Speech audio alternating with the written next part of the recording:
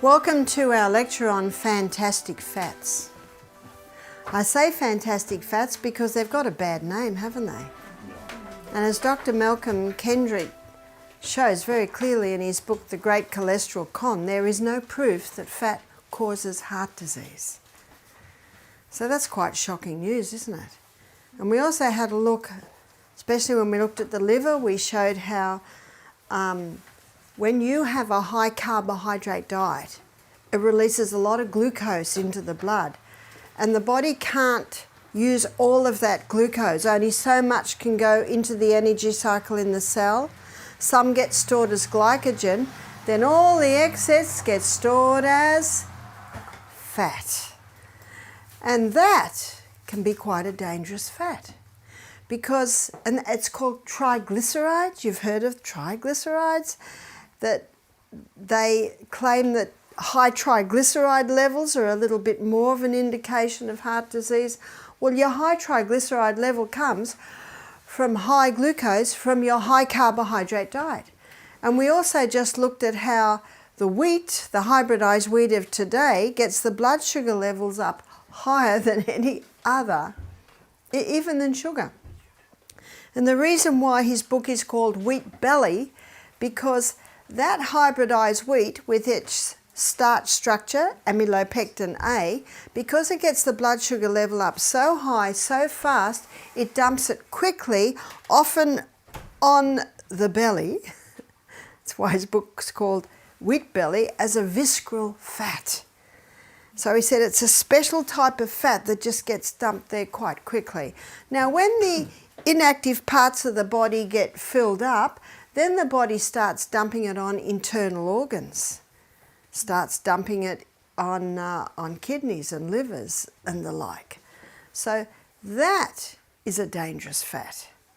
In his book, Fats That Heal, Fats That Kill, Udo Rasmus defines them, and that's what I want to do for you today. So I wanted to begin by just refreshing your memory that we looked at that scenario last week on this excess carbohydrate, excess glucose, the storage as fat. So what I'd like to do now is I'd like to look at a few fats, look at the structure of these fats. When you know the structure of the fats, you begin to understand how the body uses them and where the body uses them and why the body uses them. So we're going to begin by looking at the fat, the common, or the highest fat in the flaxseed or the linseed is called omega-3. And I think we've all heard of omega-3, but a lot of people don't really know what that means. They just know that flaxseed or linseed, that's the same thing, is the highest source in the vegetarian kingdom of omega-3. Also chia seed, it's the second highest source of omega-3. So what does that 3 mean? What makes up basically the oil is fatty acid chains, and the omega-3 is very high in these fatty acid chains. There's about 19 trillion in one drop of oil, so that's the magnification we're looking at. And in this 18-chain fatty acid, you've got hydrogen atoms either side, and they are all connected by a carbon atom. The 3 means that at the third carbon atom, so 1, 2, 3, there's a double bond. So what's a double bond? A double bond basically means instead of 1 link, there are 2 links. And whenever you get a double bond, the hydrogen atoms that are above go, and the hydrogen atoms that are underneath develop an electromagnetic field between them, which causes them to repel. So that causes a kink in the fatty acid chain. There are 3 double bonds in flaxseed or linseed, chia seed. So 1, 2, 3, there's another one there. 1, 2, 3, there's another one there. So these hydrogen atoms are gone, and the ones underneath develop an electromagnetic field between them, causing them to repel. So we've got another kink, and another kink. As a result, this is a very thin oil. It's a very fluid oil. And the British are known for oiling their cricket bats with linseed oil because it disperses so easily.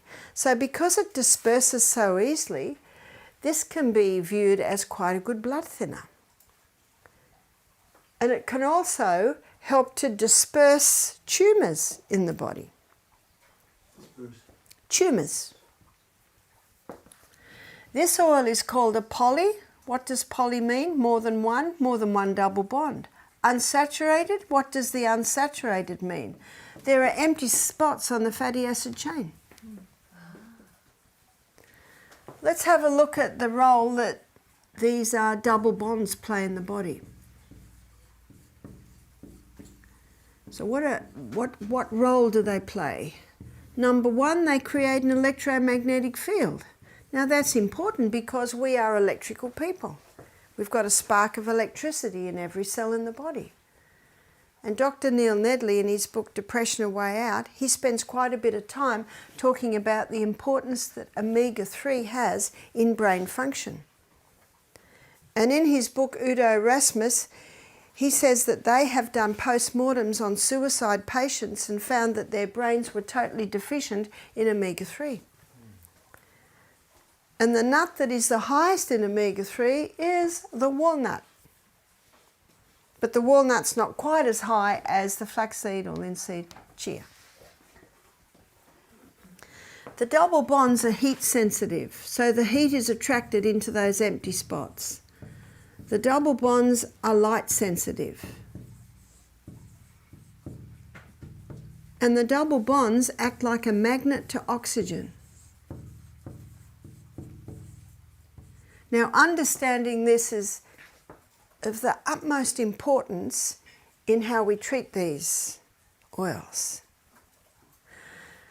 So if you grind the flaxseed and eat it straight away, you're getting a nice boost to your electromagnetic field. You're able to manage your heat better. It's light sensitive. You might even be able to absorb a little bit more vitamin D. And oxygen, the most vital element needed for life, it can help increase your oxygen levels. What an amazing oil. But if you grind the seed and leave it on the table for more than an hour, the light, the heat, and the oxygen are attracted into those empty spots, and your oil is now destroyed. It even can become mutagenic. Rancid oils. That's why, and I'm sure we've all bought walnuts at some time and they taste rancid, and they're usually the broken ones. That's why when you buy walnuts, ideally buy them not broken. Because when they're broken, the heat, oil and the oxygen are absorbed and destroyed. So we serve ground flaxseed to our guests, but our staff will grind it, put it in an airtight container in the freezer. And it's the last thing that goes on the table, and it's the first thing that comes off. You've got about an hour.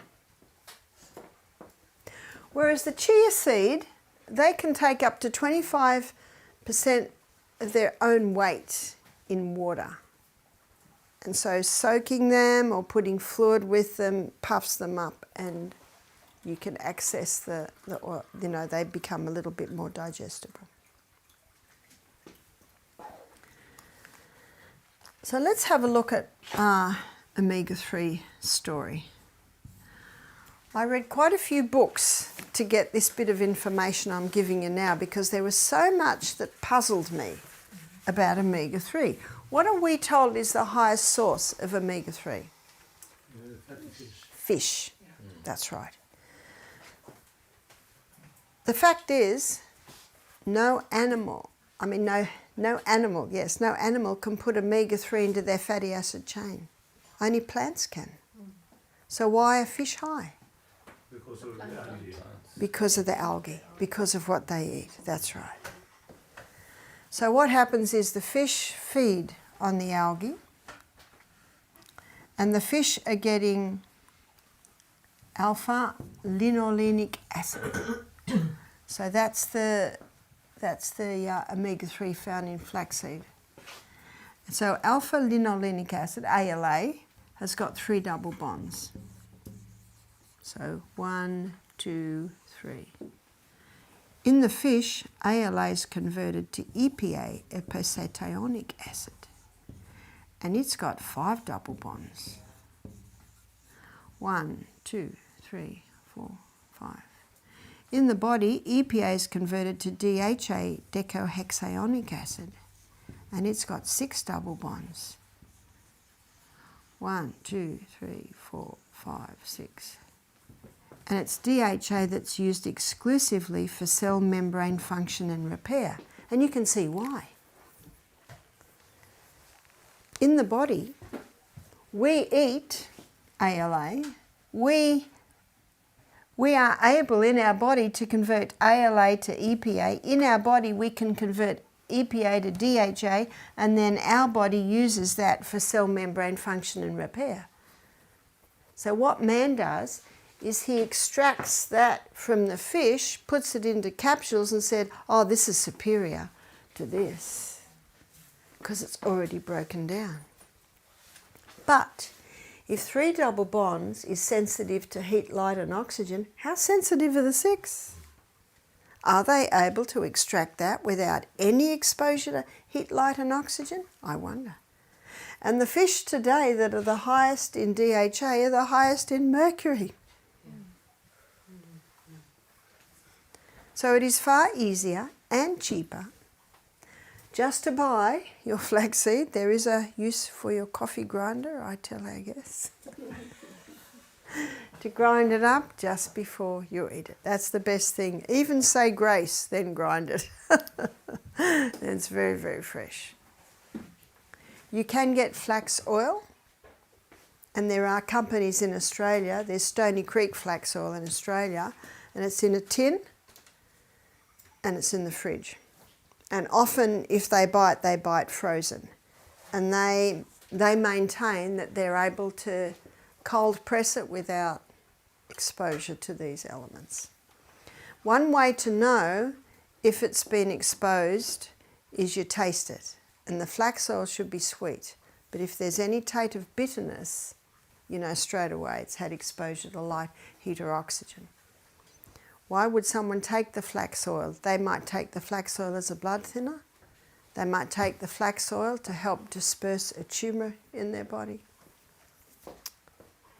But personally, I just either have the ground flax or the chia. Oh. Sorry.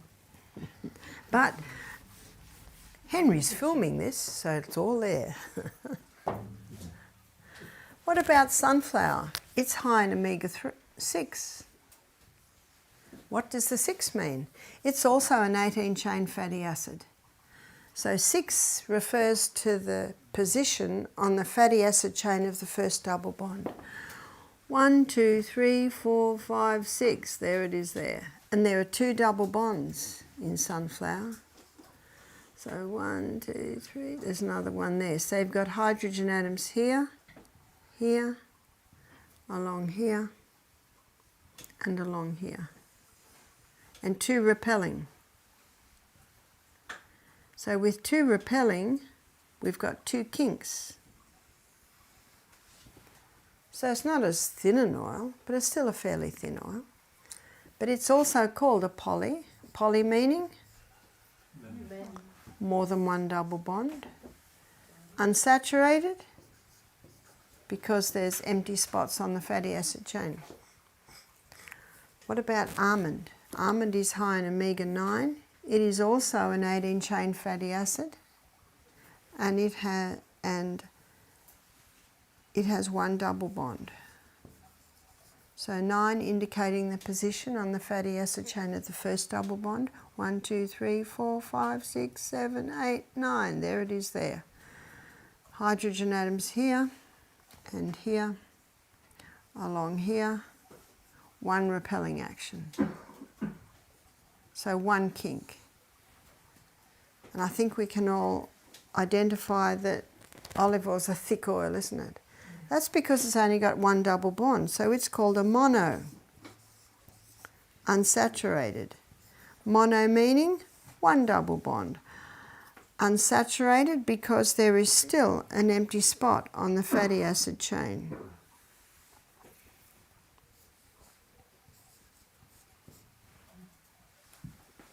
What about coconut?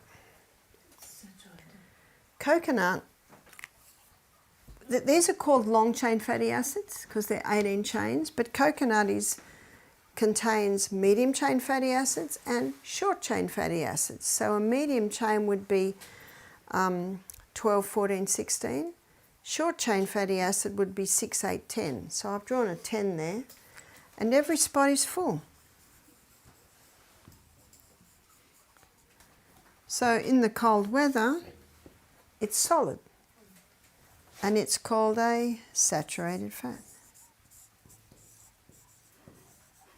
Poor saturated fat's got a bad name.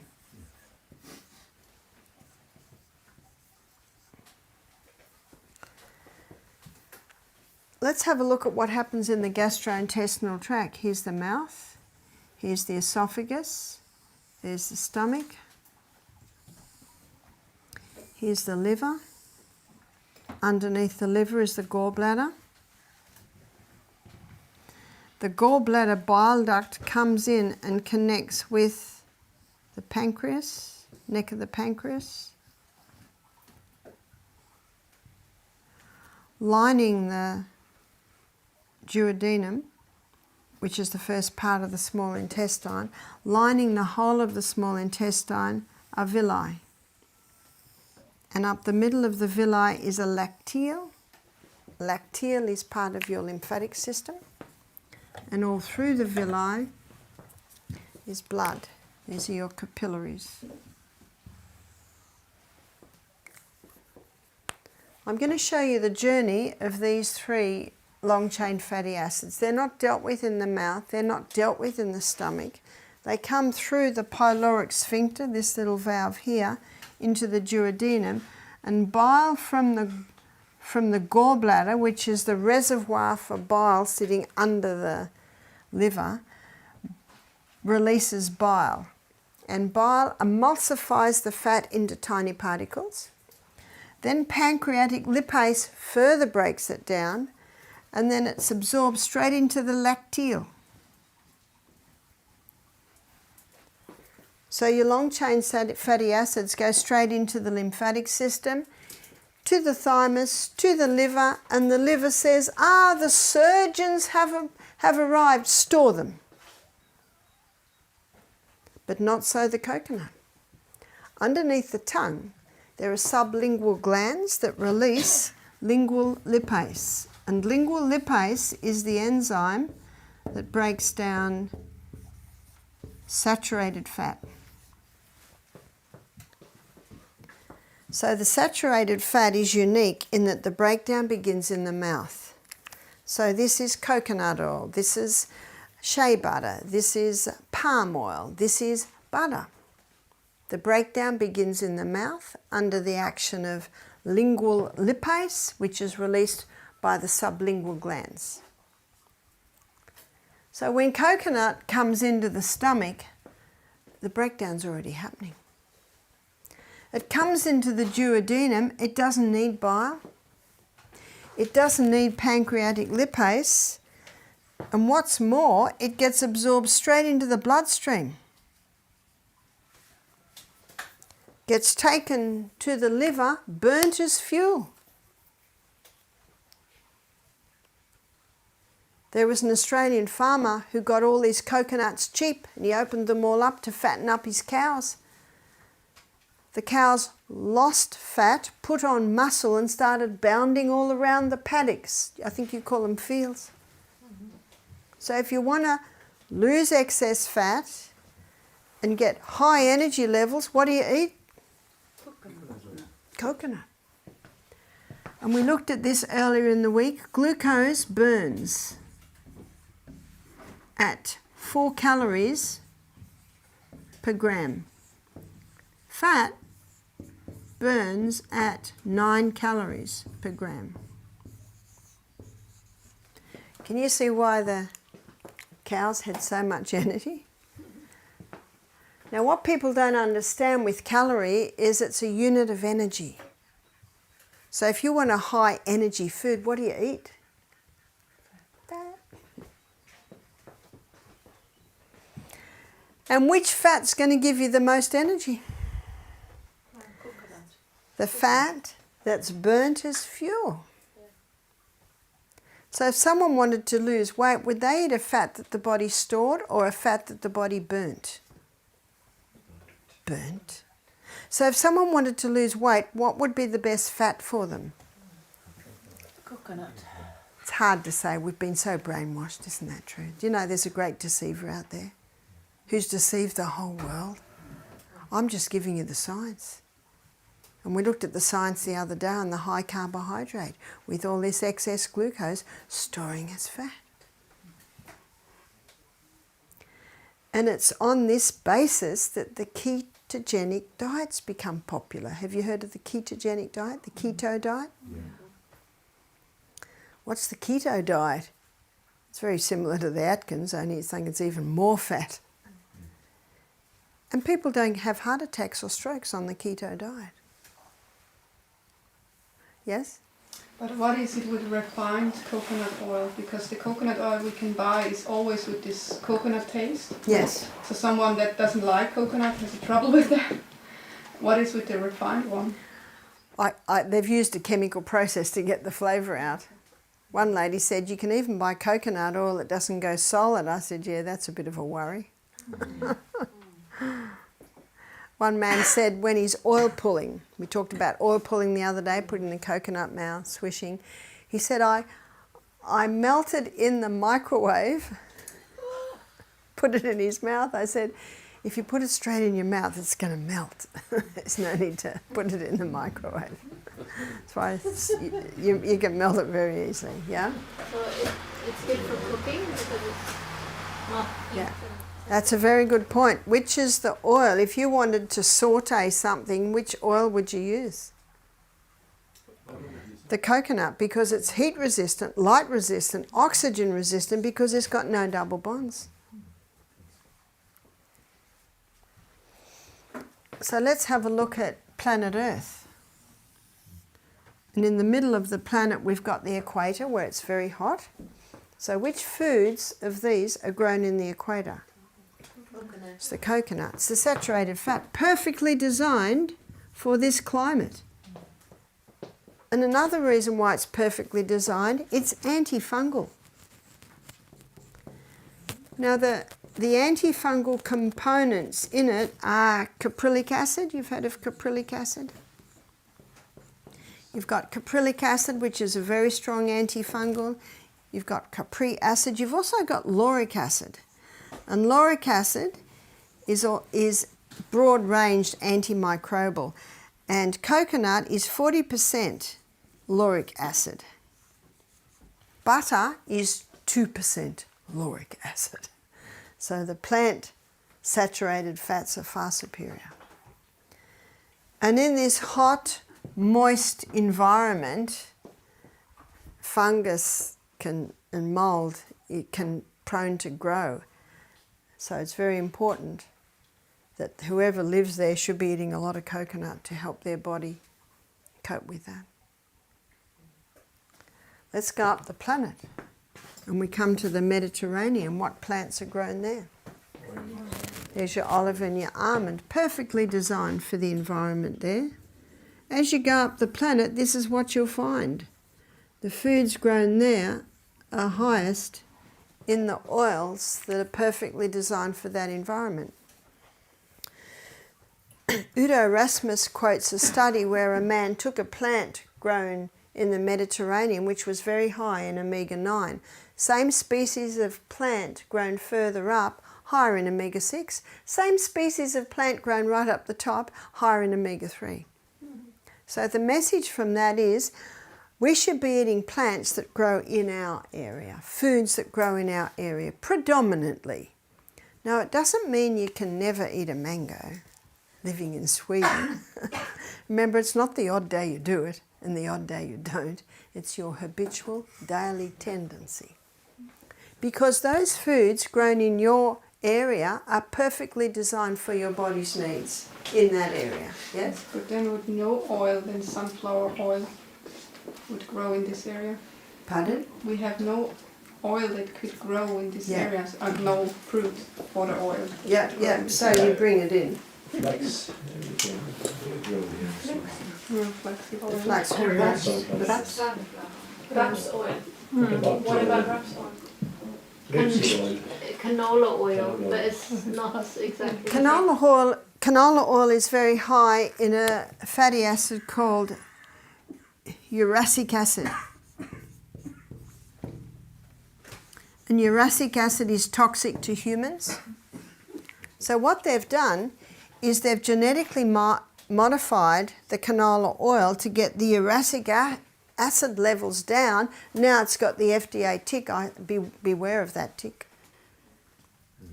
So I don't touch canola oil. In America, you can buy a margarine called Earth Balance, and it's got the mono and polyunsaturated oils, and it's got some palm oil to make it solid. And there's nothing wrong with that. But in the last 10 years, they're putting canola oil in there. But, I'm sorry. Sorry, the canola oil is modified from the rapeseed oil, and people have said that the canola oil is bad, but it's the original rapeseed oil. I mean, I don't know what we have here in Europe, but we grow rapeseed oil. Yeah. So So if it hasn't been genetically modified, it's still high in uracic acid. So it's cheap oil. It's a cheap crop to grow. So what is the best oil? Your body uses all of them for different functions. And that's why to have a variety is a good idea.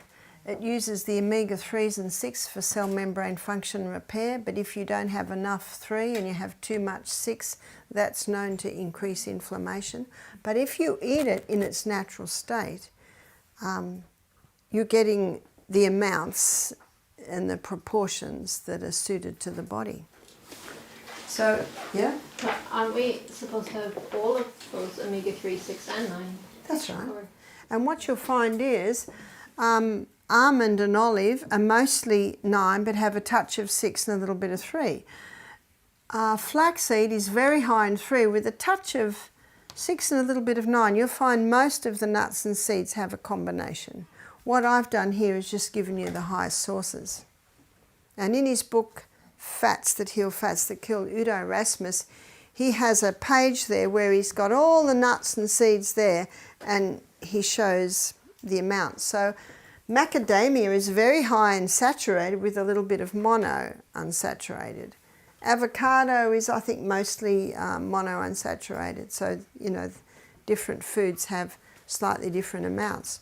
So when this theory came out from Ansel Keys in 1953 that saturated fat causes heart disease, that's first. And of course it took a while for it to hit the public. We've got to get these fats down. So they said people have got to stop eating butter, and they made margarine. So what's most margarines? How are they made? Well, let's make a margarine out of sunflower oil. And there are a lot of margarines made out of sunflower oil, but they've got a problem. You know what the problem is? It's liquid. Yeah. So what they do is they saturate it with hydrogen ions, and that causes the hydrogen ion underneath to flip over to the other side. And so now we've lost the double bond, which is just what they want because now the oil is straight. But that structure is not known in nature. It's one molecular structure short of plastic. So the margarines are very dangerous oil. It should not be touched. I mentioned the Earth Balance, which is solid because they blend the polyunsaturated oils with a saturated oil. And, you know, there are some natural ones that you can make by putting your, I think there's one that we have at home. It's soy milk, carrot juice, olive oil and coconut oil. And I think that's blended together and that sets, and it's yellow like butter because of the carrot juice in it. So I'm sure that a lot of people know those types of things. Can you say that one more time? The breakfast you had? It's soy milk and carrot juice. I think it's half a cup of each of those, and half a cup of coconut oil, and I think there's a cup of olive oil, and then you put the salt in. So all you do is melt the coconut oil and give them a quick blend, and then pour them into containers, and you've got your butter. And that's a delicious butter. For people that don't like the olive oil taste, when you refrigerate it, it loses that strong flavour. But more people in the world put olive oil on their bread than any other spread. So we're looking at Europe. So I love olive oil on my bread.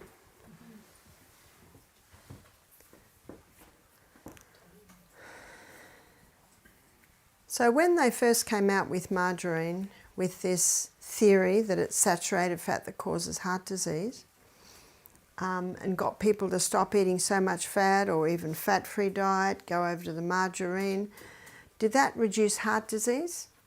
Not at all, not at all, no. But cancer rates have certainly come up almost equal to heart disease now. And I wouldn't be surprised if the toxic fat of margarine has contributed to that.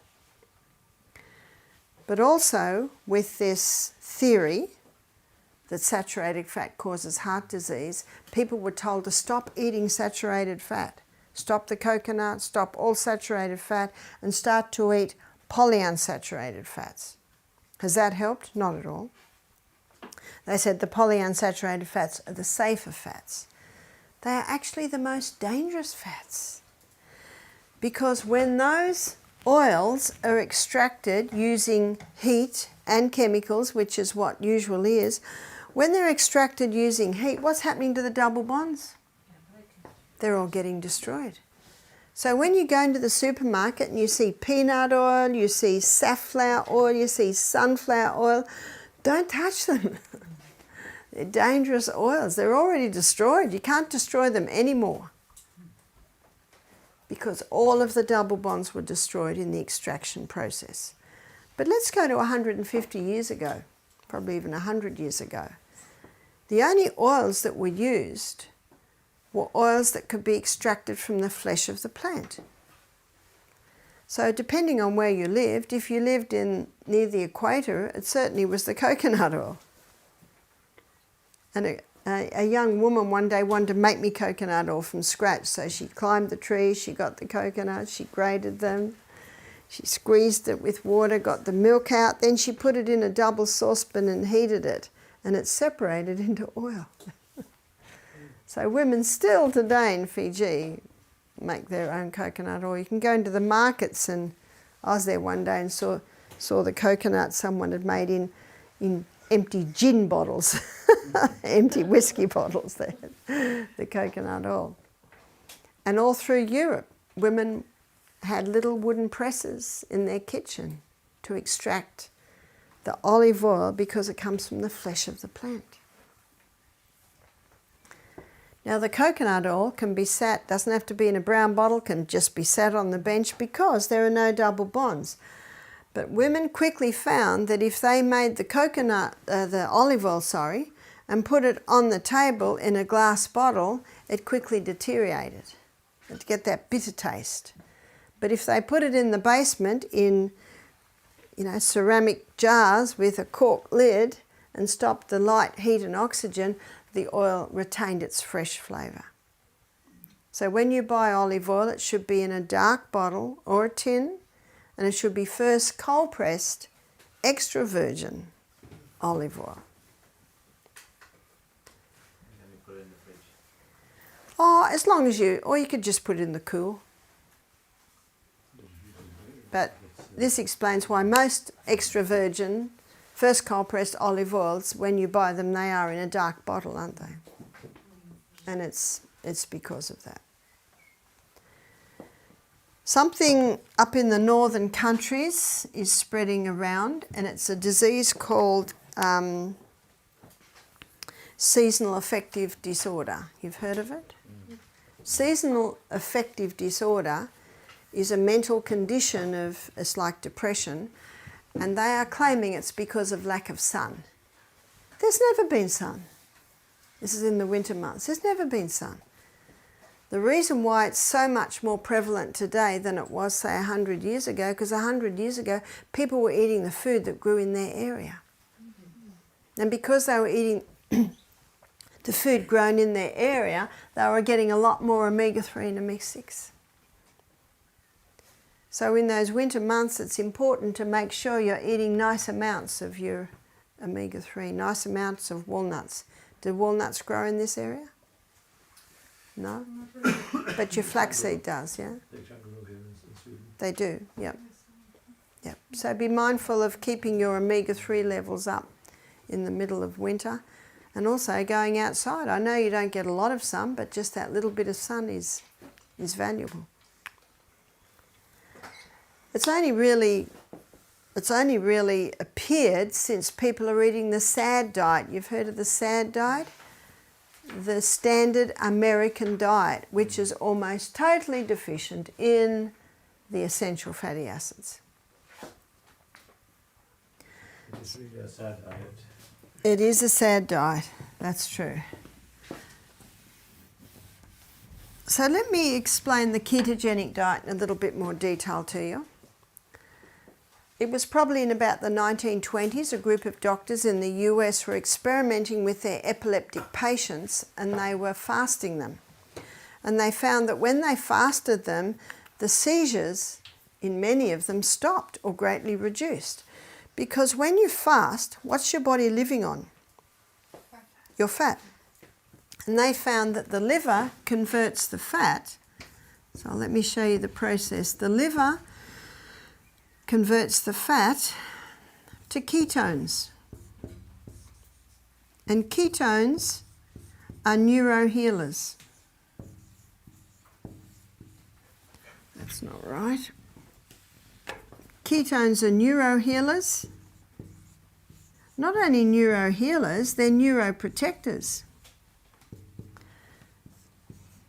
That means they protect your brain cells and they even heal your brain cells. But you've got to eat. So what they did was they created a diet that did a similar thing in the body, which was a high-fat diet. And so what they would eat, let's say for breakfast, they'd eat 4 eggs and 6 rashers of bacon and half a lump of butter. That's very high fat, isn't it? So how could you do that on a plant-based diet? You could have a bowl of lentils, you could have an avocado, you could have some tomato and cucumber and maybe some spinach and a handful of nuts. And added to that, a spoonful of coconut oil. Can you see carbs are right down? So in his book Stop Autism Now, or his other book Stop Alzheimer's Now, Dr. Bruce Fife gives the story, he calls it the ketone miracle. So when these people were on this ketogenic diet, in 90% of cases the seizures didn't come back. Because of this high-fat diet, the liver's converting the fat to ketones, and ketones are neuroprotectors, neurohealers. So what they found is the people found it very hard to stay on such a diet. So Dr. Bruce Fife, he has what he calls the coconut ketogenic diet, which is eating food that is low in carbohydrates, high in fibre, generous amounts of protein, great fats, and start with a teaspoon of coconut oil 3 times a day and build up to 4 teaspoons of coconut oil 3 times a day. And because the coconut is high in the medium chain fatty acids, that's a particular fatty acid that the liver seems to convert quicker than other fats to the ketones. And in his book, Stop Autism Now, it's about all cases of childhood neurodegenerative diseases like autism, epilepsy, attention deficit syndrome, stories of children who recovered from going on the coconut ketogenic diet. Dr. Bruce Fife, F-I-F-E. And then in Stop Alzheimer's Now, it's about all cases of adult neurodegeneration. So there's your Alzheimer's, dementia, Parkinson's, multiple sclerosis, Huntington's chorea. And again, stories in there of people who saw turnarounds going on the coconut ketogenic diet. Yes? How much is too much though? Coconut. I mean, there must be a limit. I guess there is. I guess it depends on how much the person can cope with. But they found building up to the 4 teaspoons 3 times a day. Maybe if it's a child, 2 teaspoons 3 times a day. I don't have that much coconut oil. In fact, I actually don't have any coconut oil. I only have coconut oil if I have a delicious frozen cheesecake. Or I do coconut oil most days when I do the oil pulling, but then I release that back out. But if I had any signs of dementia, I would start to implement that into my diet. Yes? Yeah, after going through all this, I got a question. Do we really need oil egg for cooking? Because personally, I changed recently. I just put water, onions and tomatoes, and I found my food tastes good. It does taste good. This is what I do. I don't fry in water because it's not frying, it's boiling. And you don't get the flavour. So what I do is I put onions straight in the pan. I have it on a low heat. I put the lid on and the condensation drips down and prevents it burning. And when that onion starts to brown, and then you get the flavour. And then it starts to stick a little bit, then I'll put the tomatoes in, and then the juice comes out of the tomato, and the juice coming out of the tomato on those onion that sticks a little bit, beautiful flavour. And then when all the juice is coming out of the tomato, I put it on a very low heat, and then I'll put the olive oil in. So there is a way to do it without using any oil, and personally I don't use the oil. But if someone wanted to saute in oil, then the coconut, some people don't like the taste of coconut, but when you heat it like that, it's not really strong. And my husband, who loves baked potatoes, our chef at Misty Mountain, coats them in a little coconut oil and puts them in a high oven, and then you've got lovely crunchy potatoes.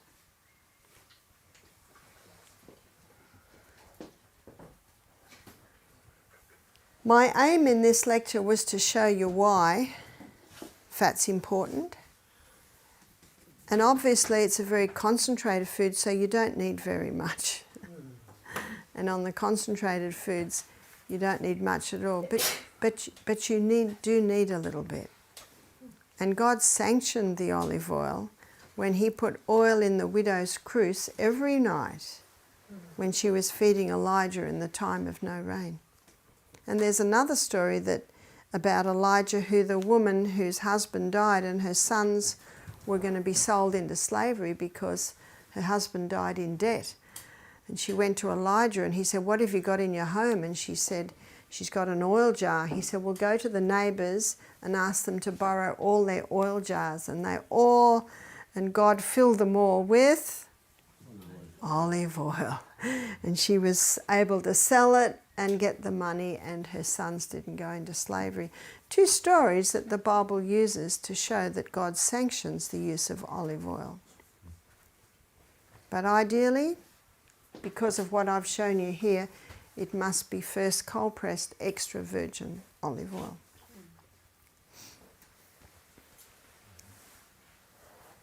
So what I'd like to do is open the door for questions. Open the door, the floor. Yes. What about palm oil? What about palm oil? Palm oil is a saturated fat, so nutritionally it's not a problem. It's not a problem on the body, but it's more an ethical issue with palm oil because the rainforests are getting bulldozed over to grow the palm oil, and the reason why they grow so much palm oil is because they make chocolate out of it. Because if you make chocolate with the coconut oil, all you can taste is coconut, but the palm oil doesn't have that flavour. So nutritionally, not a problem on the body, it's more an ethical issue. Yeah? We talk about the food for the babies. What about water? What about water for the babies? I never used to give my babies water, but it doesn't hurt to give them a little water, especially if it's hot. Yes? There are vegan doctors out there. They say oil is not good, especially when you have That's right. cancer and heart problems. That's right. That's right. And that's why I did what I did this morning. So that you can make your decisions according to Bible, history, science, and common sense. And by the way, the fattiest organ in the body is the brain. The brain does suffer on an oil-free diet. And I had a girlfriend that went oil-free, listening to such presentations. And we were mountain climbing. And I put my hand down to help her up, and her hand was so dry. It was so dry. See, we need to moisten our body from the oils that we eat. Because there was an article that went out about 20 years ago saying how dangerous oil is. And that's why we need to use the BHSC method. This is the method that we can use in just about any area to determine what truth is. I've given you Bible stories. If someone says, and a man said to me one day, "You're wrong in the oil, we should not be eating oil," I said to him, "That's very unbiblical." And I said it to him because he was a Christian. And he looked a little bit taken back. I said, "My suggestion is that you get a concordance and do a Bible study on olive oil." And you will find that God certainly talks about olive oil. History, depending on where you lived on the planet, there was always some sort of fat as part of the traditional diet. So if you lived right up the top of the planet, you were eating a lot of seal and whale blubber fat. We come down the planet, the Norwegians, a lot of people, I guess, like the Swedes, it was dairy. They would get their fats from their dairy, but back then it was organic and it was raw, so it's not as dangerous as it probably is today. So, and you come down the planet and then you see the olive oil, the coconut oil. So always traditionally, historically, every country has had some form of fat. Today I've given you the science to show you how the body uses the different fats, and then we come at common sense. Yes, question? Would you say there are time limits to how, for example, how young you can be for a keto diet, or how long you can stay on a keto diet? That's a good question. There is a movie that was made in the 90s called First Do No Harm. And my sister showed me this movie. It's a true story. And it's a true story about a little 7-year-old boy who was starting to have seizures. They put him on medication. The side effects were terrible. They tried other medication. The side effects were terrible. The next thing they were going to do was saw the top of his skull off to do more tests. And about that time, the mother tried to escape out of the hospital with her child, but they caught her and she couldn't take the child out. So she went to the library and she began to search, and she found the ketogenic diet. This little boy was 7. and she eventually got permission from the doctor, if she had another doctor, to travel with them to go to the John Huntley Hospital. And when they went in there, the doctor immediately took the child off all medication and put him on the ketogenic diet.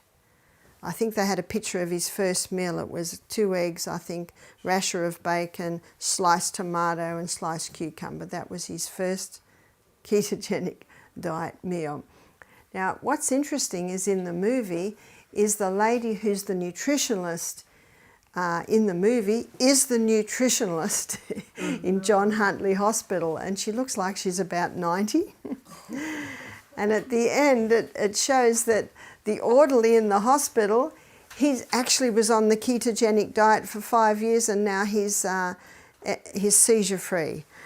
And then another little boy that was in the nursery playing with this little boy, he's on the ketogenic diet. So it's a very interesting movie in more ways than one. One is that it's a true story, and the other is that a lot of the players have been on the ketogenic diet. Are you on the ketogenic diet forever? Not necessarily so. I guess that's when you'd adjust and observe. But I would imagine in conquering seizures, it would imagine how serious, it would depend on how serious it is. I've got a friend whose little boy was vaccinated and started having seizures after the vaccination, and then they lived in an area where there were chemicals in the water. They have 6 children, but only 1 child has the seizures. That little boy's 15 now. He'll never be perfectly normal, but they have kept him at home, and they have him on quite a strict ketogenic diet, and they manage it. I think that boy will be on it for the rest of his life, but they're managing it, which the family's quite happy about. So much would depend on how serious the situation is, how much damage also is in the person. Yes. I just want to bring out its moderation, what you were talking about. Even in fat, we have to be moderated. I think, yeah. Absolutely. Well, it's a very concentrated food, very concentrated food. So, and I don't know anyone who can drink half a cup of oil. You know, it's not pleasant to have huge amounts. But I do know people who can eat a whole cup of nuts. So, you know, absolutely moderation in that. And that is what temperance is. Moderation in the good things and eliminating the things that hurt, yes? I know a lot of people, they take the Hollywood diet, they call it. Yeah. It's just meat, eggs, fat, proteins, high proteins of meat. And they get thinner, but protein produces acid. So they're very much high in acid. So that produces cancer and all the other diseases. So if it's just protein and fat, what Hollywood does, all the players, so that's the thing. I don't know if that's really good. No, it's not really good, and that's why we have been looking at, and we looked at in other lectures, the 3 essentials. Do you remember the 3 essentials? The 3 essentials are fibre. And notice what I mentioned with this little boy's first diet was egg, rasher of bacon, which I don't agree with and I wouldn't advise. But he also had tomato and cucumber. And that's what Atkins found. 3 cups of vegetables a day on the Atkins diet. If you don't have the fibre, the colon stops. So this Hollywood diet sounds like they'd all be getting constipated because there's no fibre there. So fibre, protein is essential, and there's a huge difference between vegetarian or plant protein and animal protein. Plant protein doesn't produce the acid that the animal protein does. The other essential is fat. Now that's just the basic science, an essential nutrient. And brains deteriorate if they're not getting enough fat. Yeah? Do we need a balance of omega-3 and 6? We do need a balance of omega-3 and 6, and how we get the balance, we eat it in the food. We eat it in its natural state. Okay. So because the polyunsaturated fats deteriorate so quickly, we are best eating them in the food. Yeah? I got a bit mixed up. This is glucose at 4 calories and 9 calories. Yeah. And a calorie is a unit of energy. So if you want a high energy food, it's the fat that will give it to you. And the 4 is stored in the liver. Was it in this way? Or? No. Well, Carbohydrates. glucose burns in the body at 4 calories per gram. Fat burns in the body at 9 calories per gram. Thank you. Yeah.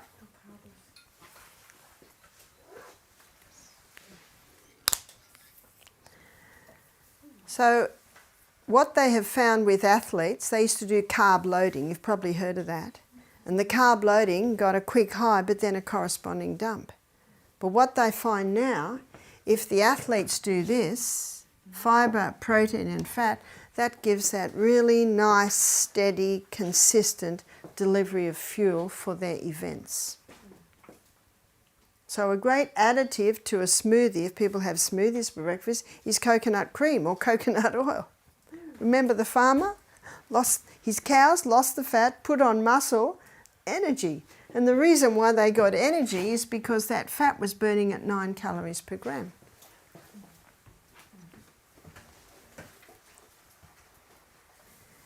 Ansel Keys, here's the guy who started this whole theory.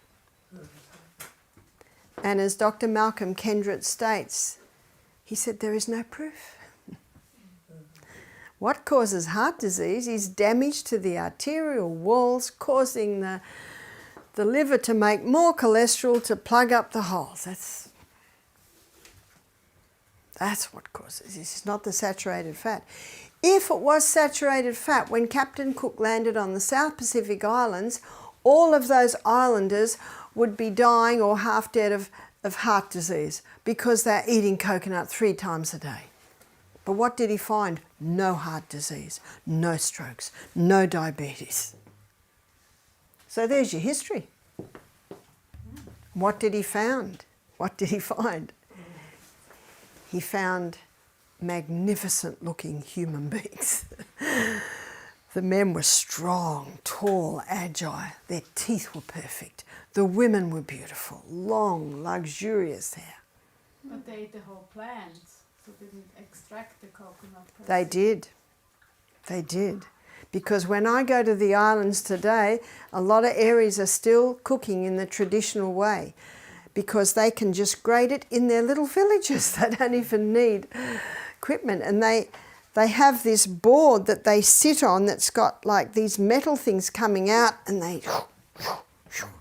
I've been at the youth camps there and all the young men in the afternoon, they're making their coconuts. So they have for centuries. It's the same with the olive oil. And they cook in the coconut oil. There's a beautiful dish called roro, which is the taro leaves cooked in the coconut milk with ginger and garlic. Delicious. Yeah. Oh, you had a hand? Kind of, I mean, the oil we're producing now is completely different. That's, I think, something like the hybridized wheat. We just changed the structure in the coconut or whatever. And it's different if I grate it or if I use the coconut milk. Well, the coconut milk is what they make the oil out of. And traditionally, they've always done that. And the coconut, most of the coconuts, well, you don't spray coconuts, so they're organic. But when it says organic coconut oil compared to non-organic, it's actually the process by which they make it. That's the difference. But when I was in Samoa, I was talking to a lady who had all these coconut farms. And they said they can hardly keep up the demand of the coconut oil. It's becoming incredibly popular. And it's becoming popular because of Bruce Fife's book showing that coconut oil is an amazing oil. But there are hybrid coconuts, trees. They said some have come in, so that is true.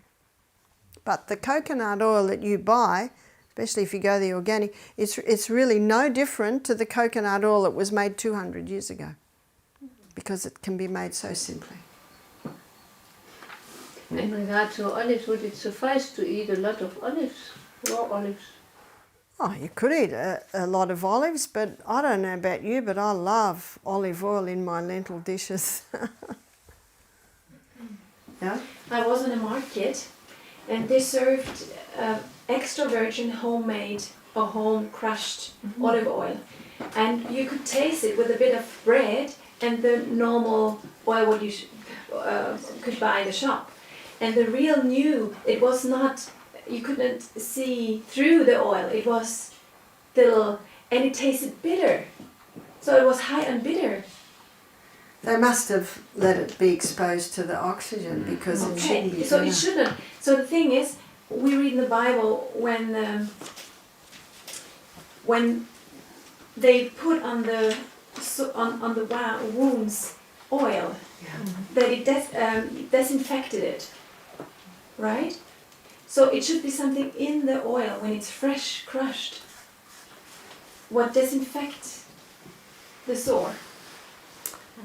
I guess so. Yes. But when I was in Italy last year, they gave me 3 litres of their olive oil. And it's grown in their area, and the local pressers press it for them, cold press.